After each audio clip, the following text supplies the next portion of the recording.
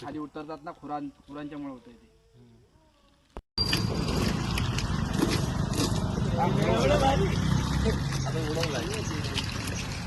Pipe जास्त आहे ना मोठा, त्यामुळे तेवढं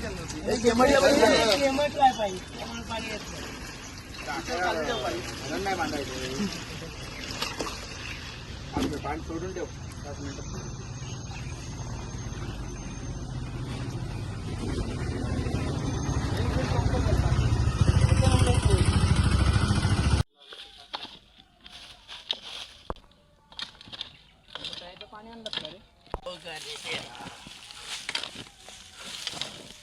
तो असा सामान इकडे पण काढ रे.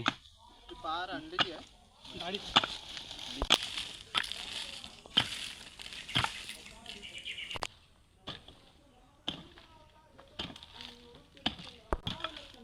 हे लागणार आहे, जायला लागतोस ना, तर तो त्याला आता असं उतरायला भेटेल ना.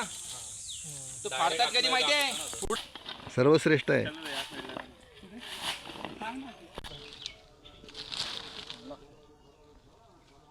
मस्त त्यांच्या गावात काय ठेवू नको. ए तू जाऊ नको, ए फाटल विशाल, आतमध्ये जाऊ नको.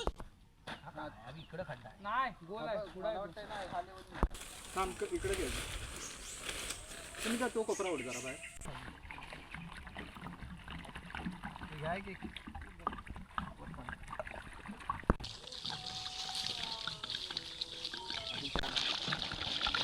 हा वरचा कागद आहे ना, तो काढूनच टाकू. हा तो काढूया.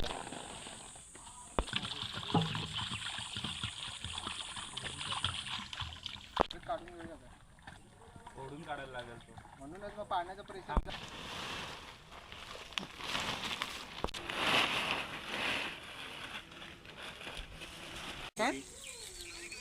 नाही उठलाय ना, त्याच्यानंतर उठू. अरे 2 मिनिटं उतर. दगडावर रे पाण्या. मी सुमित गुरव, आम्ही शिवगंध प्रतिष्ठान लांजाच्या वतीनं याही वर्षी प्रतिवर्षाप्रमाणे आपण जंगलातील पशुपक्ष्यांसाठी पाण्याची सोय तयार केलेली आहे. आपण बघतोय की सध्या कडक उन्हाळा चालू झालेला आहे. एप्रिल महिना चालू आहे ना, पुढच्या मे महिना असणार आहे. आणि जंगलामध्ये आपल्या कोकणामध्ये विशेषतः पशुपक्ष्यांसाठी खूप पाण्याची गैरसोय निर्माण होते. आपण आता सध्या बघतोय की बिबटे असतील, गवारेडे असतील, हे सध्या लोकवस्तीकडे यायला लागलेले आहेत. आणि याचं मुख्य कारण आपल्या सर्वांना वाटतं की ते खाण्याच्या शोधामध्ये येतात. तर खाण्याच्या शोधाबरोबर ते पाण्याच्या शोधामध्ये देखील आपल्या लोकवस्तीकडे वळायला लागले. याच्याकडे सर्वांचं दुर्लक्ष होतं आहे. आणि तेच कुठंतरी आपण त्या पाण्याची जी गैरसोय जंगलामध्ये निर्माण होते ती थोडी कमी करण्यासाठी आमच्या शिवगंध प्रतिष्ठान लांजाच्या वतीनं आपण असे खड्डे तयार करतो आहे, ज्याच्यामध्ये प्लास्टिकचा कागद टाकून आपण त्यामध्ये पाणी साठवून त्यांच्यासाठी पाण्याची सोय उपलब्ध करून देतो आहे. तर मित्रांनो, या व्हिडिओच्या माध्यमातून मी तुम्हाला देखील आवाहन करेन की तुम्ही तुमच्या आजूबाजूच्या परिसरामध्ये, तुमच्या आजूबाजूच्या जंगलामध्ये पशुपक्ष्यांसाठी नक्की पाण्याची सोय निर्माण करा.